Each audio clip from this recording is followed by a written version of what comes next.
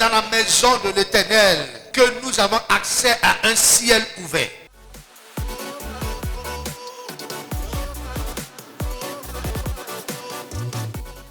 Quand ton ciel est fermé, tu ne peux pas aller quelque part. Parce que c'est ce que le ciel décide que la terre exécute. Il dit, c'est ici la porte des cieux. Verset 18. Et Jacob se leva de bon matin. Il prit la pierre dont il avait fait son chevet. Et il la dressa pour monument. Et il versa de l'huile sur son sommet. Il donna à ce lieu le nom de Bethel. Quelqu'un dit avec moi, Bethel. Le thème c'est quoi? Le thème c'est quoi? Le thème c'est quoi? Il donna à ce lieu le nom de Bethel, mais la ville s'appelait auparavant Luz. Jacob fit un vœu en disant. Il fit un vœu en disant. Dis à ton voisin, il fit un vœu en disant. Si Dieu est avec moi et me garde pendant ce voyage que je fais, s'il me donne du pain à manger et des habits pour me vêtir, et si je retourne en paix à la maison de mon Père, alors l'Éternel sera mon Dieu. Cette pierre que j'ai dressée pour monument sera là la maison de Dieu, et je te donnerai la dîme de tout ce que tu me donneras. Dis Amen. Et prends encore ta Bible dans le deuxième passage et nous allons prêcher. Genèse 31.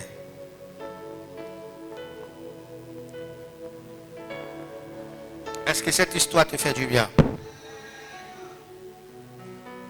Prends Genèse 31. À partir du verset 1. Donc, Jacob a fini de faire son songe. Il part et puis regarder ce qui se passe. Jacob entendit les propos des fils de Laban qui disaient, Jacob a pris tout ce qui était à notre père. Et c'est avec les biens de notre père qu'il s'est acquis toute cette richesse. Jacob remarqua aussi le visage de Laban. Et voici, il n'était plus envers lui comme auparavant. Alors l'Éternel dit à Jacob, retourne au pays de tes pères et dans ton lieu de naissance, et je serai avec toi. Dis Amen. Jacob fit appeler Rachel et Léa, qui étaient au champ vers son troupeau. Il leur dit, je vois au visage de votre père qui n'est plus envers moi comme auparavant. Mais le Dieu de mon père a été avec moi. Dis, le Dieu de mon père est avec moi. Plus fort que ça. Quand je dis le Dieu de ton père, ce n'est pas forcément ton père biologique qui a adoré les dieux païens. Amen. Voilà. Il faut dire le Dieu de l'évêque Jonathan Ba est avec moi. Il dit, mais le Dieu de mon père a été avec moi. Vous savez vous-même que j'ai servi votre père de tout mon pouvoir. Et votre père s'est joué de moi et a changé 10 fois mon salaire. Mais Dieu ne lui a pas permis de me faire du mal. Dis à quelqu'un, Dieu ne lui a pas permis de me faire du mal. Vous savez, tant que Dieu n'a pas permis à tes ennemis de t'atteindre, il ne peut pas t'atteindre. C'est pour ça, en tant qu'un enfant de Dieu, tu ne dois pas avoir peur de ceux qui te combattent. C'est de Dieu que tu dois avoir peur. Tu ne dois pas avoir peur du sorcier, du mystique. C'est de Dieu que tu dois avoir peur. Parce que tant que Dieu n'a pas permis à quelqu'un de t'atteindre, la personne ne pourra pas t'atteindre. À ma qualité d'homme de Dieu, je ne permets à personne de t'atteindre. Je ne permets à aucun ennemi de t'atteindre. Je ne permets à aucun adversaire de t'atteindre. Je ne permets à personne de t'atteindre. bénéficient de la protection de l'Éternel. Jacob dit, Dieu ne l'a pas permis de me faire du mal. Verset 8, quand il disait, les tachetés seront ton salaire, toutes les brebis faisaient des petits tachetés. Et quand il disait, les rayés seront ton salaire, toutes les brebis faisaient des petits rayés.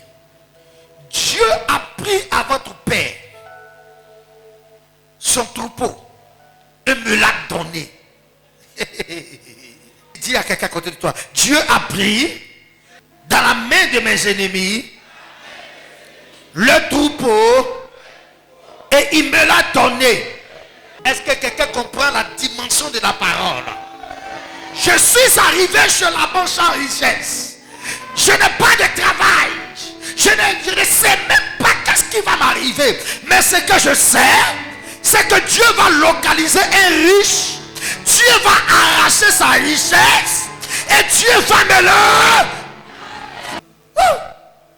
La parole me fait du bien. Et puis regardez ce qu'il dit au verset 10. Au temps où les brebis entraient en chaleur, je levai les yeux et je vis en songe. Quelqu'un dit en songe. Quelqu'un dit en songe. Dis Seigneur éternel, modifie mes rêves. Donne-moi des songes. Qu'est-ce que tu vois quand tu dors?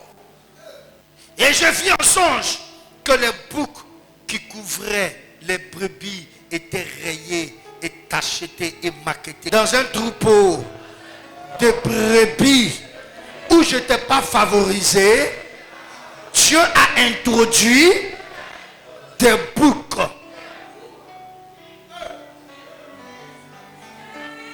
Je veux que tu répètes. Dans un troupeau de brebis où je n'étais pas favorisé, où je n'avais aucune part, Dieu a introduit des boucs tachetés et maquettés.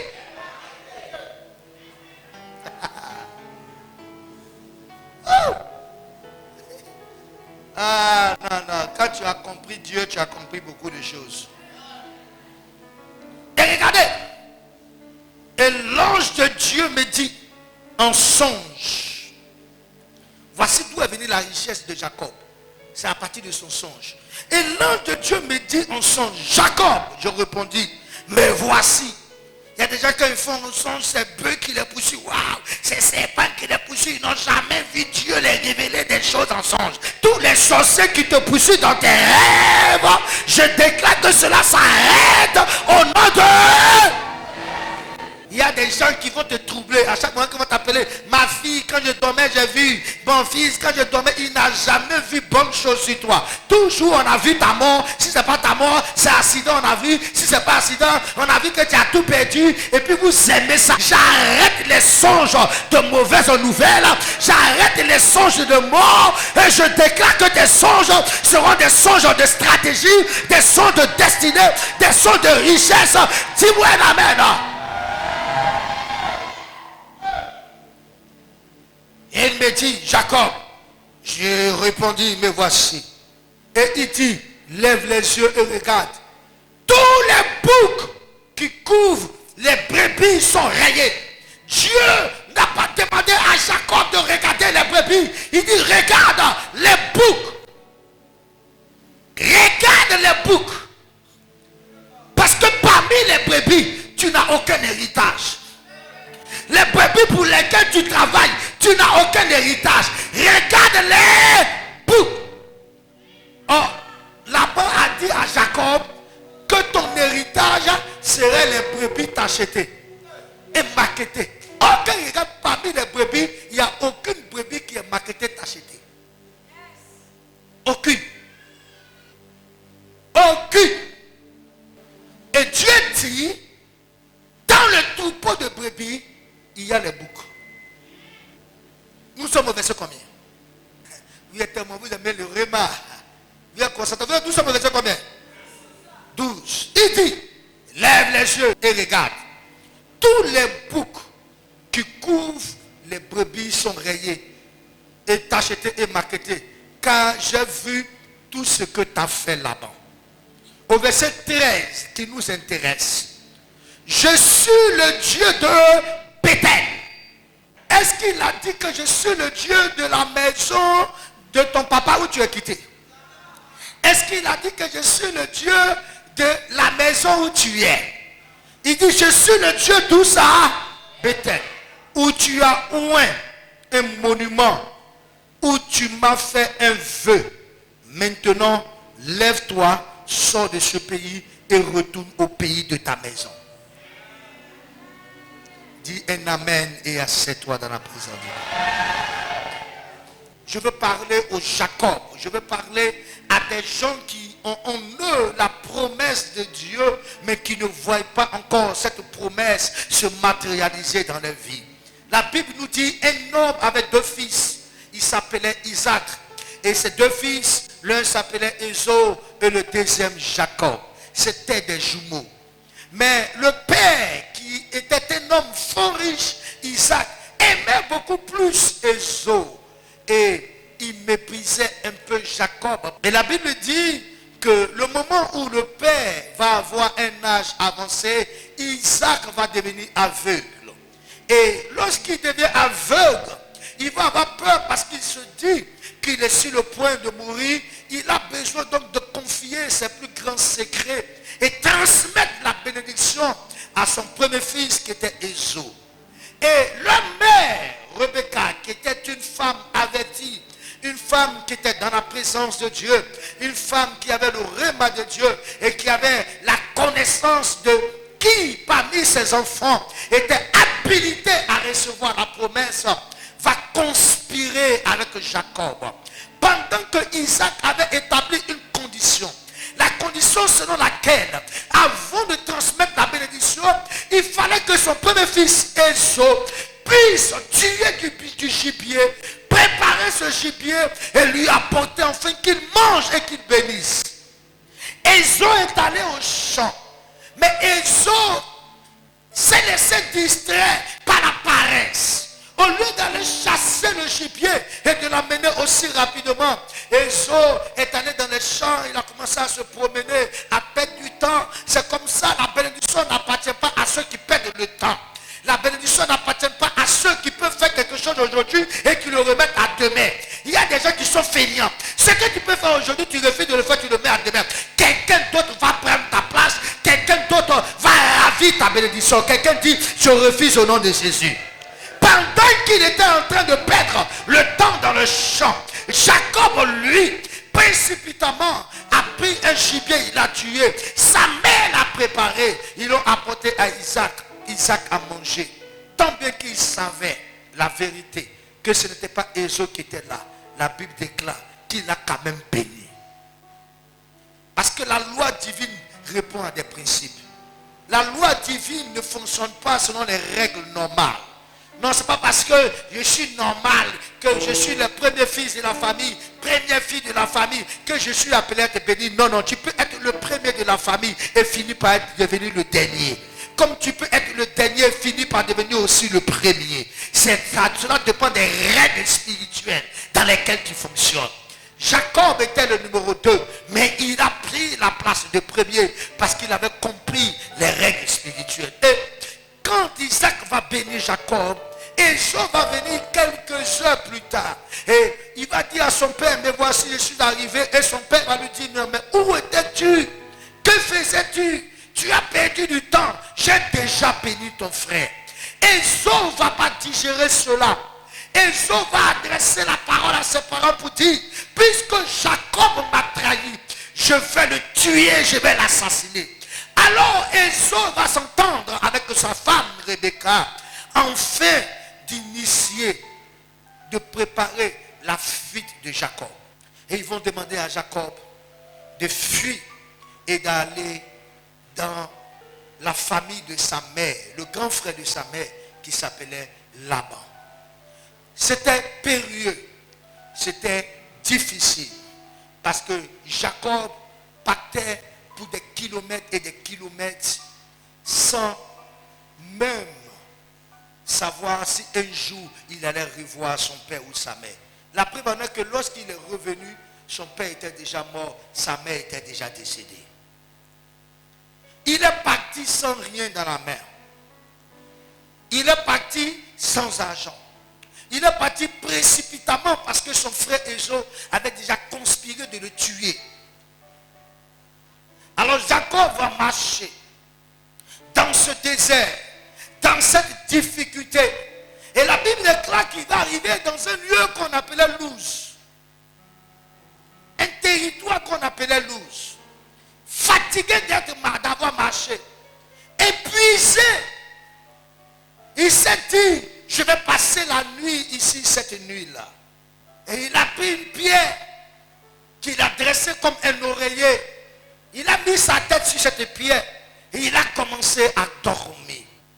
Et la Bible dit, pendant qu'il dormait, il eut un songe. Dans le songe, dans son rêve, il voit une échelle qui est dressée du ciel jusqu'à terre. Et il voit des anges qui montaient l'échelle et qui descendaient. Et il regarde au-dessus de l'échelle, il y avait un être extraordinaire. Mais Jacob, comme il craignait Dieu, il savait que c'était Dieu qui était assis sur cette échelle. C'était effrayant. Jacob s'est réveillé. Il se réveille, il regarde. Le lieu est bizarre. Le lieu est compliqué. Il y a les herbes. Il y a des cailloux de partout. J'ai visité ce lieu. C'est sur le mont Morija. Il y a des cailloux partout. Le lieu est bizarre. Même jusqu'à présent, quand vous arrivez dans ce lieu, le lieu est bizarre. Il dit, mais attends, comment dans un lieu bizarre comme ça, où il y a des herbes, où il y a des pierres, il y a des cailloux, mais comment je peux avoir un tel rêve? Parce que dans son rêve, Dieu a pris la parole et Dieu a dit, Jacob, pendant qu'il dormait, Jacob, je suis le Dieu d'Abraham ton père et le Dieu d'Isaac. Le lieu où tu es couché, qui ne t'appartient pas, je te donnerai ce lieu en possession. Je te bénirai, je rendrai ta postérité comme le sable de la terre. Et toutes les familles en toi seront bénies. Frère, il n'y a pas quelqu'un de plus malheureux lorsque tu n'as pas la révélation du lieu de ta visitation. Dis Bethel, lieu de ma visitation. Bethel, lieu de ma prospérité. Il dit, mais ce lieu est bizarre. C'est ici Bethel. Bethel veut dire la maison de Dieu. C'est ici la maison de Dieu. Alors, Seigneur, je te fais une promesse. Je m'en vais dans un pèlerinage. Dans ce pèlerinage où je pars, je ne sais même pas qu'adviendra de moi. Mais Seigneur, si tu me donnes la paix, si tu me donnes de quoi à manger, si tu me donnes de quoi à m'habiller, le lieu où je me suis couché, en ce lieu-là, ici sera ta maison. C'est ici je vais bâtir ta maison. Je vais bâtir un temple pour toi. Je vais bâtir une maison qui servira de lieu d'adoration, de lieu de transition entre les hommes et toi. Je bâtirai ta maison ici. De deux. Non seulement je bâtirai ta maison, mais je te payerai la dîme de tout ce que tu me donneras. Regardez les bonnes dispositions du cœur de Jacob. Pendant que Jacob était en train de faire cette prière, Jacob n'avait rien. Pendant que Jacob était en train de faire cette prière, il ne savait même pas ce qui adviendra demain. Mais la promesse de Jacob, la promesse de Bethel allait être le chemin de destinée pour Jacob. Il y a des promesses qui obligent Dieu à s'occuper de vous. Il y a des promesses qui ouvrent des portes de destinée pour vous. Il y a des promesses, lorsque vous les faites, vous venez de condamner votre vie à la grâce. On ne fait pas un vœu parce qu'on possède. On fait un vœu parce qu'on croit au Dieu qui s'est révélé à nous. Il dit ici, je fais de ce lieu la maison de Dieu. La première promesse qu'il fait, c'est de bâtir le temple de Dieu. La première promesse qu'il fait, c'est de bâtir la maison de Dieu. Donner un lieu de repos à l'Éternel. Qu'il a visité. Dans le lieu de sa visitation. Dans le lieu de ses promesses. Les plus anciens du tabernacle des vainqueurs sauront qu'en ce lieu, tabernacle des vainqueurs, a été pour vous, dans les moments les plus difficiles, des sources de consolation et de promesses. Quand un lieu a été pour toi une source de consolation et de promesses, pendant même que ça ne va pas, quelle est ta pensée par rapport à ton église? Il y a des gens qui diront non, c'est pendant que ça ira pour moi que je vais commencer à avoir des bonnes pensées pour l'église. Non, c'est pendant que ça ne va pas, pendant que je suis encore dans mon désert, pendant que je n'ai encore rien, que je pense que si Dieu me donne la paix, si Dieu me donne son argent, si Dieu me donne de quoi pouvoir manger, je vais bâtir son église, je vais m'occuper de son œuvre. La promesse de Bethel. Et la Bible dit, quand Jacob a fini de faire cette promesse, il arrive chez Laban, après la promesse, malgré que Dieu s'est révélé à lui, Jacob a fait 20 ans de souffrance. Quelqu'un dit avec moi 20 ans de souffrance. Dis à ton voisin, après la promesse, il y a eu 20 ans de souffrance. Dis à ton voisin, après avoir vu Dieu, il a fait 20 ans de souffrance. Parce qu'il y a des gens qui viennent à l'église, dès l'instant où on prophétise, que l'Éternel va te bénir. Jacob, ce n'est pas un prophète qui lui a parlé. C'est Dieu, il a vu. Toi, c'est le prophète qui t'a prophétisé. Et parce que tu n'as pas encore vu la réalisation de la prophétie, tu es découragé. Tu es abattu. Tu ne veux plus venir à l'église. Tu crois que Dieu n'est plus avec toi. Que Dieu n'est plus le Dieu qui t'a parlé. Tu commences à douter même du prophète qui t'a parlé. Jacob, lui, ce n'est pas un prophète qui lui a parlé. C'est Dieu lui-même qui lui a parlé.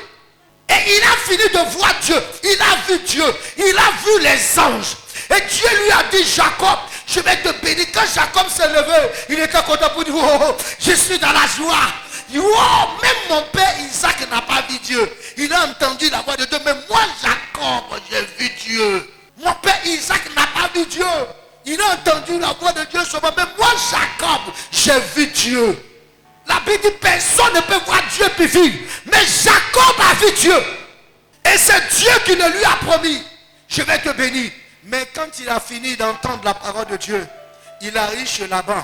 Pour lui, quand il va arriver chez Laban, on va lui dresser le tapis rouge. On va lui dire, Jacob, voici, maintenant que tu es là, tu es mon neveu. Donc en tant que neveu, je te confie ma maison, je te confie tous mes biens. C'est à ça que Jacob s'attendait. Mais c'est mal connaître. Il a eu le malheur de tomber amoureux de Rachel, la fille de Laban. Et son beau-père lui dit, qui est son oncle en même temps, son beau-père lui dit, si tu veux ma fille, tu vas travailler 7 ans pour moi. Est-ce qu'un propre oncle peut faire ça? Seulement pour payer dot. 7 ans. Il a travaillé 7 ans. Parce qu'il aimait beaucoup Rachel. Quelqu'un qui a la promesse. 7 ans de souffrance. Toi, tu es là, tu pleures parce que ça fait 7 ans que tu ne travailles pas. Mais lui, le démon de célibat, l'a maintenu pendant 7 ans. Tu travailles à cause d'une femme. Tellement il n'a pas l'argent pour faire dot. Quand les 7 années sont arrivées, Laban a organisé une fête. Il a tout fait pour saouler Jacob. Et pendant que Jacob était dans son daïko, il a pris la grande sœur de Rachel et il l'a déposée dans la chambre. Jacob a couché avec elle en pensant que c'était Rachel. Or c'était Léa. Il se réveille, il voit c'est Léa qui est couchée. Il dit non mais non. Or avant, dès que tu couches avec une femme, tu la prends en même temps. Le mariage, c'est les rapports sexuels. Ce n'est pas comme aujourd'hui dans notre vie, il y a la perversité. Tu as connu déjà plusieurs canaux avant même de dire que tu vas te marier. Et la Bible dit, Laban venait dire non, dans ma famille, on ne marie pas la petite soeur avant la grande soeur. Donc si tu veux la petite soeur, tu vas travailler encore 7 ans. 7 ans plus 7 ans, 14 ans pour avoir 2 femmes. Quand il a fini de travailler ses 14 ans, il a maintenant les 2 femmes. Il a les enfants. C'est là-bas il a fait Ruben. Il a fait Lévi. Rachel n'enfantait pas. Maintenant, il se rend compte que dans la maison de son beau-père, il a 10 enfants. Un homme qui a la promesse de Dieu. 2 femmes, 10 enfants et tu vis encore chez ton beau-père. C'est pas psychologique qui est là. Je vous explique l'histoire pour que vous compreniez parce qu'il y a beaucoup qui ne comprennent pas la Bible. C'est pas psychologique qui est là. C'est dans la maison de psychologie que tu vis encore chez ton papa. Et que chez ton papa, tu envoies une femme, 2e femme. Et puis encore, tu fais 10 enfants sur ton papa. Il n'y a pas un plus maudit que ça. Mais si c'était certains chrétiens qui étaient du temps de Jacob, ils allaient dire non, église, moi je vais là, c'est pas bonne église. Comment ça? Depuis je cherche des pays, on prophétise, on m'a dit des choses, mais je ne vois rien. Ma vie ne change pas, ma situation ne change pas, je ne comprends rien. Mais imaginez-vous un grand gaillard qui a 2 femmes, qui est sur son beau-père. Imaginez-vous la maltraitance. Imaginez-vous l'humiliation de ses enfants.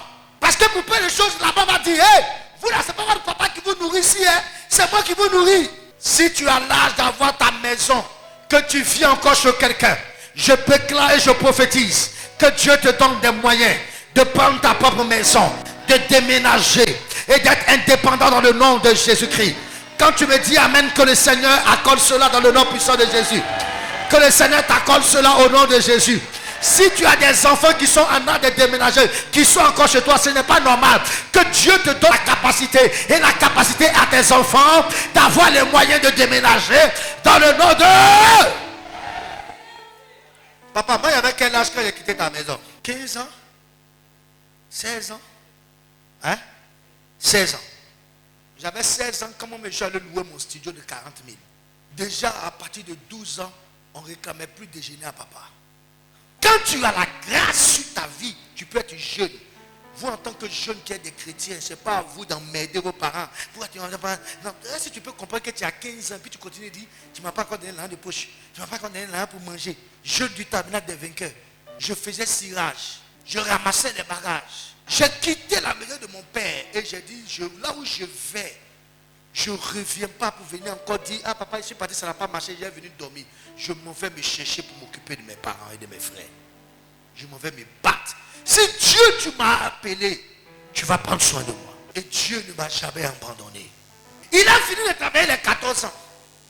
Maintenant, il n'a pas d'argent. Imaginez-vous, tu vas retourner dans la maison de ton papa avec 2 femmes, 10 enfants, et puis tu n'as rien. Vous, comment vous voyez ça? Un matin, on te voit venir avec un troupeau d'enfants, 2 femmes. Mais tu avais dit, ah, je suis parti, mais ici revenu, ça n'a pas marché. Après 14 ans, ici revenu. Vous-même, vous voyez ça comment?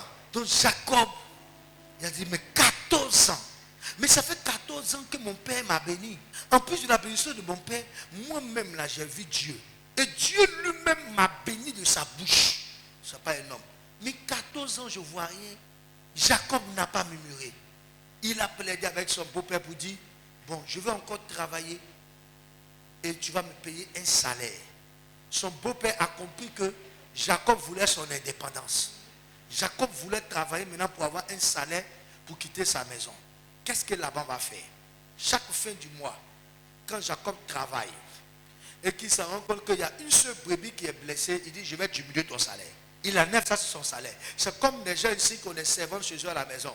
Quand une servante casse une assiette, tu as cassé l'assiette, j'en ai ça dans ton salaire. Tu as perdu cuillère, j'en ai ça dans ton salaire. Si vous faites ça, vous êtes méchant et mauvais. Dis à ton voisin, ne change pas le salaire de quelqu'un qui travaille chez toi. Dis-lui ça. Dis, si tu dois changer, ça doit augmenter et pas diminuer. Il faut lui dire ça. Il a changé le salaire de Jacob 10 fois.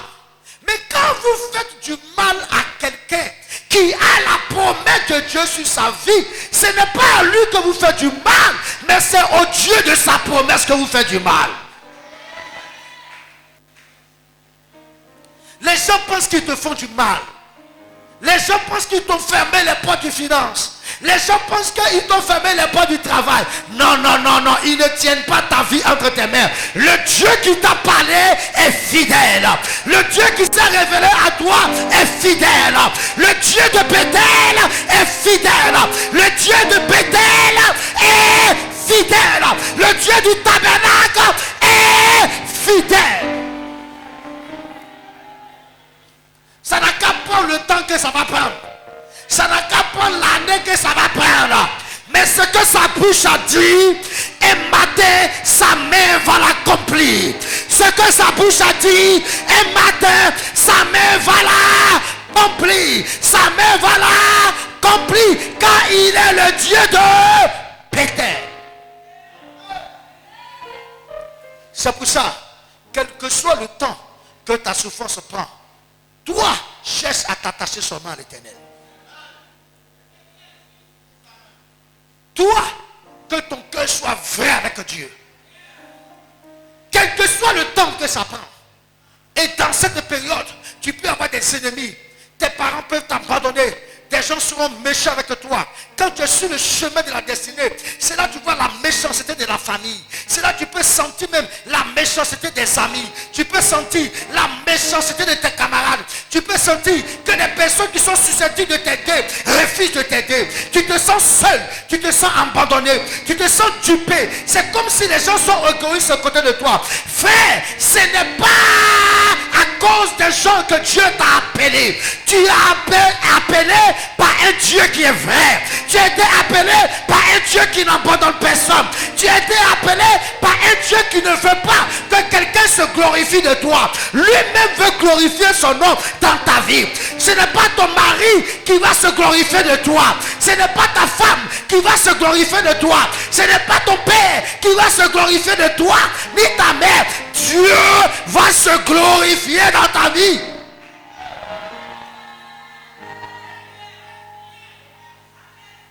Jacob a fait 20 ans parce que pendant ces 20 ans, il se disait dans sa tête que c'est mon beau-père. Mon beau-père va m'aider. C'est ma famille va m'aider. Est-ce que ta confiance est fixée vers celui qui t'a parlé ou vers les parents? Ta foi est basée sur la famille ou sur le Dieu de ton appel. Parce que si ta foi est basée sur la famille, tu vas maudire ta famille pour ne rien. Si ta foi est basée sur tes frères, tu vas maudire tes frères pour ne rien. Tu vas en vouloir aux gens autour de toi pour ne rien. Il faut que ton espoir soit basé sur le Dieu en qui tu as cru. Ton espoir doit être basé sur le Dieu de ton appel. Le Dieu qui t'a parlé. C'est pas un homme qui t'a parlé. C'est Dieu qui t'a parlé. C'est Dieu qui t'a parlé. C'est Dieu qui t'a parlé. Accepte la situation. S'il faut que tu pleures, pendant que le Seigneur veut que tu pleures, pleure. Ne cherche pas des raccourcis. Votre père, s'il ne voulait prendre des raccourcis, je ne serais pas à ce lieu. J'ai eu toutes sortes de propositions de fonctionner avec le diable, d'être franc-maçon, d'être mystique, d'être religieux chrétien. Mais j'ai compris que le Dieu de mon appel pouvait me donner ce que les hommes n'étaient pas capables de me donner. Je ne suis redevable à personne. Je suis redevable au Dieu de mon appel. Car il ouvre un chemin là où tout semble fermé. Ne cherchez pas de raccourcis. Ne cherchez pas à fuir la présence de Dieu. Ne cherchez pas à fuir les choses. Il est resté chez Laban. Mais il était accroché à la promesse. Et quand il a dit à Laban, je veux maintenant que tu me donnes un salaire, parce qu'il se rendait compte qu'il n'avait plus rien. Laban lui dit, bon, maintenant, je vais être honnête avec toi. Après 20 ans de service, 20 ans où le monsieur a travaillé pour toi, 20 ans où il s'est occupé de ton troupeau, le troupeau est devenu nombreux. On ne pouvait même plus compter le troupeau de Laban. Mais c'était Jacob. La bénédiction qui était à Jacob a permis au troupeau de Laban de prospérer. Vous travaillez dans des entreprises, les gens ne savent pas que c'est la grâce qui est dans votre vie qui leur permet de vivre. Vous êtes dans un foyer, mais les gens ne savent pas que c'est à cause de ce que tu as avec cet homme-là que l'homme a l'argent. Il y a des gens qui sont connectés à votre vie, mais c'est à cause de vous que Dieu les laisse en vie. À cause de vous qu'ils sont bénis. À cause de vous qu'ils ont la grâce. Mais ils ne s'en rendent pas compte. Laissez. Même s'ils ne s'en rendent pas compte, vous n'avez pas le droit de les en vouloir. Vous n'avez pas le droit de les envier. N'enviez personne. Attendez le temps de Dieu pour vous. Soyez honnête avec Dieu. S'il y a une chose qui n'insiste pas dans ma vie, c'est envier mon camarade. Je n'ai pas vendu mon âme au diable. Le Dieu de mon père Soumaro, on l'a connu dès notre enfance. Je l'ai servi depuis mon enfance. Je n'ai pas connu de vie de bar, de vie de maquis. Dieu a pris toute ma jeunesse. Il a tout pris. Moi, j'ai commencé à connaître la vie quand j'ai commencé à servir Dieu. J'ai connu comment boire, même boire bière, boire vin, j'ai servi Dieu. Et c'est un ami pasteur qui m'a dit, est-ce que tu connais boire vin? La première fois, il buvait vin même. Il me dit, c'est bizarre, il y a une seule coupe, ça m'a saoulé pendant 2 jours. Dieu a tout pris, mon enfance, ma vie. Il a tout pris en nous. Papa, que Dieu te bénisse. Que Dieu te donne longue vie encore. Que Dieu te donne longue vie. Et nous donne des moyens pour que tu voies tes enfants, tes petits-enfants être établis. Mais dans cette souffrance, on n'a jamais vendu notre âme au diable. Je sais en qui j'ai cru. Je sais en qui j'ai cru. Check it. Dans sa famille, il n'avait aucun héritage. Parce que le salaire, le dernier salaire que Laban lui avait proposé était immunément impossible. Comment parmi des brebis qui sont tout blancs, il n'y a aucune brebis tachetée? Au moins s'il y a un mâle tacheté, on peut espérer que le mouton qui a une tache noire va coucher avec une brebis. Elle va donner au moins naissance à 4 petits-enfants. Les 4 là, il y aura au moins 2 tachetés, 2 blancs. Mais il n'y a aucun. Et tu dis que désormais mon salaire sera parmi les brebis tachetées. Mais Jacob a commencé à pleurer. Il dit, mais waouh, ça fait 20 ans que je travaille pour le monsieur. Je n'ai même pas un seul mouton. Il change mon salaire. Et à tout moment, quand il change mon salaire diminue. Le peu qu'il me donne là, non seulement sa femme ne prépare pas pour moi, ses enfants ne veulent pas parler avec moi. Donc je suis obligé de prendre pour nourrir mes enfants. Je n'ai plus rien. Je vais le voir pour lui dire, mais attends, s'il te plaît, augmente mon salaire. Il me dit, bon, à partir d'aujourd'hui, on va faire un contrat. Dans le contrat là, tous les brebis qui vont faire des tachetés seront ton salaire. Jacob regarde les brebis, il compte, il passe, puisqu'il le connaît. C'est lui qui les a élevés. Il n'y a aucune brebis dedans qui est tachetée. Il a commencé à pleurer. Il a dit, je suis foutu, Seigneur. Le Dieu de Bethel. Où es-tu? Le Dieu qui s'est révélé à moi. Où es-tu? Le Dieu qui m'a dit, va et ne crains pas. Où es-tu? Quand les choses ne vont pas, au lieu de te plaindre, fais appel au Dieu là où tu as fait le vœu. Quel vœu, quel contrat, quelle alliance il y a entre toi et Dieu? T'inquiète. Où est Bethel dans ta vie? Tu as quelle alliance avec Dieu? Parce que Dieu te bénit en fonction de l'alliance qu'il a avec toi. Du contrat. Le contrat se signe à 2. Dieu a dit pour lui, toi tu as dit quoi? C'est pour ça que tu vas voir des chrétiens qui ont des promesses, qui ont reçu des prophéties, mais les prophéties tendent à s'accomplir. Pourquoi? Parce qu'en retour, ils n'ont pas donné eux aussi leurs promesses.